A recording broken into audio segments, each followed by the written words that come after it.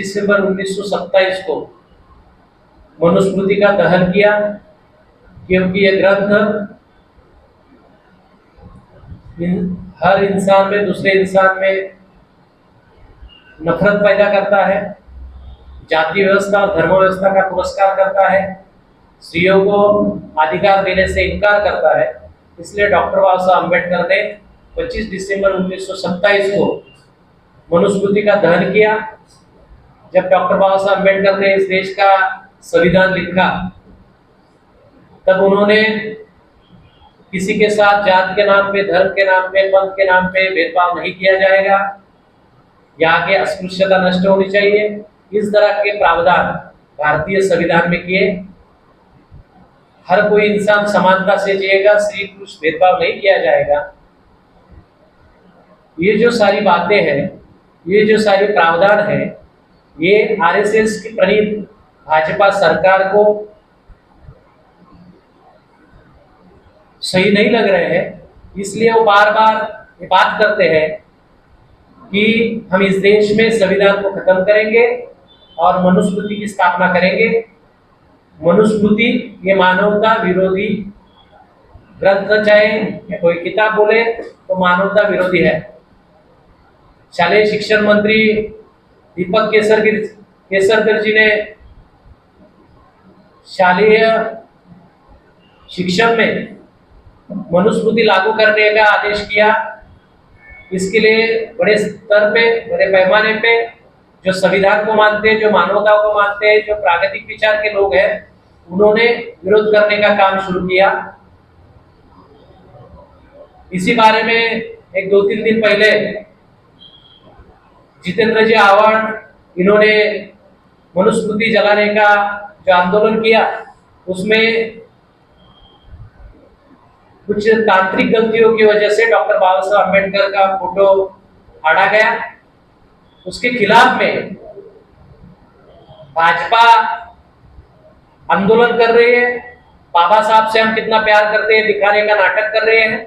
लेकिन मैं भाजपा से और आरएसएस से कहना चाहता हूँ कि आरएसएस ने 1948 में दिल्ली के जंतर मंतर मैदान पर डॉक्टर बाबा साहब अम्बेडकर का फोटो जलाया था। तब बाबा साहब अम्बेडकर का प्यार कहा गया था, ये आज पूछने की जरूरत है। मुझे लगता है कि जितेंद्र आह्वान जी ने जो आंदोलन किया, उसके पीछे कायदे में एक प्रिंसिपल है जिसको मेंस रिया कहते हैं, कि इंटेंशन क्या था। तो उनका इंटेंशन ये था कि शालेय शिक्षण में मनुस्मृति को लागू नहीं करना चाहिए। तो मुझे लगता है कि जो फोटो फाड़ा गया, जो उनसे गलती हुई, उसके लिए उन्होंने माफी मांगी है, लेकिन उस माफी को नजरअंदाज करके उसके प्रति विरोध में भाजपा जिस तरह का आंदोलन कर रही है, तो ये आंदोलन एक ढोंगीपना है। मेन प्रश्न से जनता का लक्ष्य हटाने के लिए कौन सा षड्यंत्र है, उसका भी हम निषेध करते हैं। और मुझे आशा है कि भारत की जनता ये सुज्ञ जनता है, वो इस तरह के षड्यंत्र को, उनके जो इरादे हैं उसमें न फंसते हुए, वो चाहती है कि हमारे बच्चों को आधुनिक शिक्षण मिले।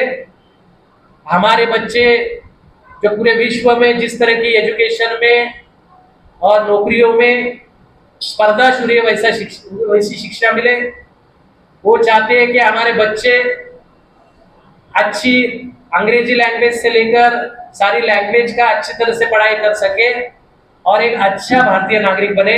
लेकिन आरएसएस आने वाली पीढ़ियों को 15 या 16वें शतक में ले जाना चाहती है, जिस शिक्षा का, जिस मनुस्मृति का हमारे जीवन में कोई भी उपयोग नहीं है।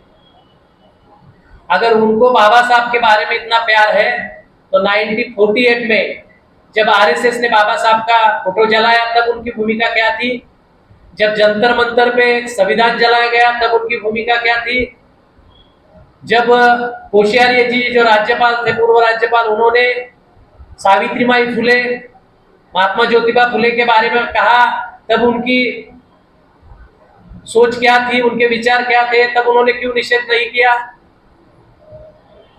जब यहाँ के आरएसएस के जो चिट्टे पट्टे उन्होंने कहा कि सर्वश्रेष्ठ संत मनु है, जबकि महाराष्ट्र की परंपरा और देश की परंपरा ये कहती है कि महाराष्ट्र का सबसे बड़ा संत संत तुकाराम महाराज, ज्ञानेश्वर महाराज, संत गाडगे महाराज, संत तुकडोजी महाराज, संत नामदेव, ये जो संतों की परंपरा है जिन्होंने मानवता का उपदेश किया, अंधश्रद्धा को नष्ट करने का काम किया, तो ये शब्द हमारी परंपरा है, उसके बारे में आरएसएस और भाजपा कुछ नहीं कहती। तो ये इनकी जो दोगली नीति है आरएसएस और भाजपा की, जो संविधान विरोधी है, जो संविधान के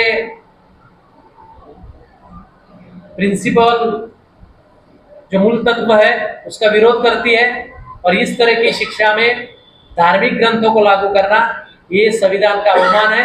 इसलिए जो सजग जनता है, जो संविधान को मानती है, जो मानवता पे प्यार करती है, जो जाति व्यवस्था से ऊपर उठकर विचार करती है, वो इस शिक्षा में मनुस्मृति को लागू करने नहीं देगी। आने वाले समय में हम जितेंद्र आव्हाड जी के साथ में खड़े रहेंगे, क्योंकि उनका इंटेंशन सही है। आने वाले समय में जो बाबा साहब फुले शाहू अम्बेडकर से प्यार करते हैं, उनके विचारों पे चलते हैं, वो चाहे आरपीआई के कोई भी गुट हो, वो सब इस आंदोलन में खड़े रहेंगे। और जिस तरह का प्रति आंदोलन भाजपा ने चलाया, उस प्रति आंदोलन को नष्ट करने का काम, उसको खत्म करने का काम, और भाजपा की जो सही आरएसएस की सोच है उसको उजागर करने का काम आने वाले समय में Republican party of India secular और तमाम प्रागतिक जो उदारमतवादी सोच रखते हैं, जो संविधान को मानते हैं, ऐसे सारे लोग इकट्ठा होकर इस तरह का जो भाजपा का आरएसएस का षड्यंत्र है कि शिक्षा में धार्मिक शिक्षण लाया जाए, उसका हम मुंह तोड़ विरोध करेंगे, उसका जोड़ तोड़ से विरोध करेंगे, और इस तरह की पॉलिसी लागू करने से भाजपा को रोकेंगे। अगर जितेंद्र आव्हाड की जगह किसी और पार्टी के नेता ने इस तरह का काम किया तो आपकी भूमिका क्या होगी?